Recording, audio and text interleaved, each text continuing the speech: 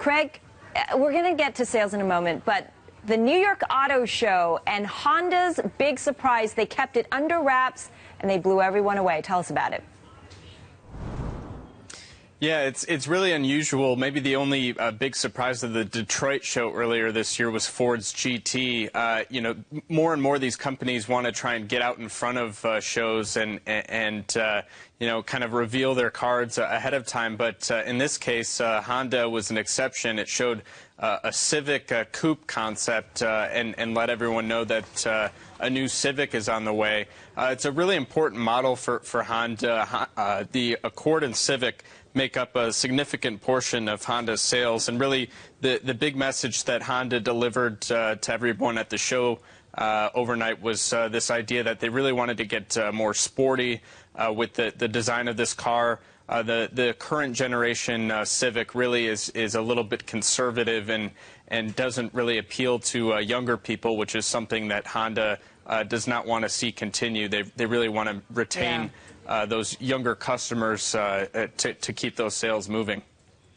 Well, let me tell you, Craig, I had the Honda Civic as a family car for a long time. I wish it looked like the new one.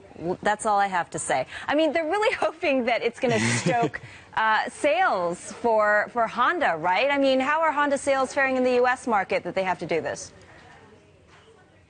Right. Honda's really a unique company in the sense that it has balance across its lineup. There are a lot of car companies that are really sort of heavily weighted one side or the other of car or truck.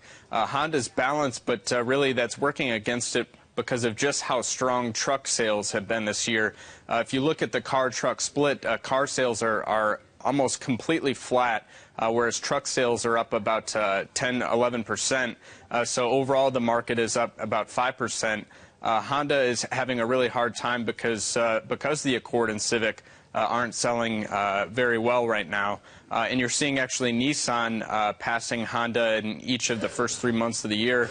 The month of March by almost 19,000 units. So it's really a matter of Nissan pulling ahead of Honda, which would be very significant. It's been something that Nissan's been trying to do for many years, but has not been able to outsell Honda in the U.S. market. So that's a big deal.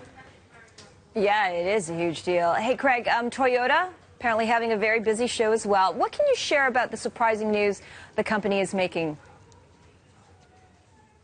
Well, I mentioned earlier, a lot of these companies try and get out in front of the show in the sense of surprises with product.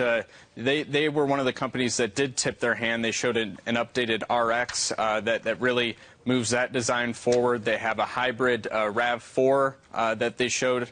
The Scion brand has 2 new models, first time in several years that they have new entries. But the real surprise was on the sales charts. They had one of the better showings across the industry in the month of March. Really, the models that are doing it are the RAV4, the utility vehicle, and the new NX out of Lexus. So Lexus really having a heck of a start to the year. That new NX is selling well, and now they're going to have the RX that they just showed in New York to help bolster that lineup even further. It's really a company that is in its stride right now.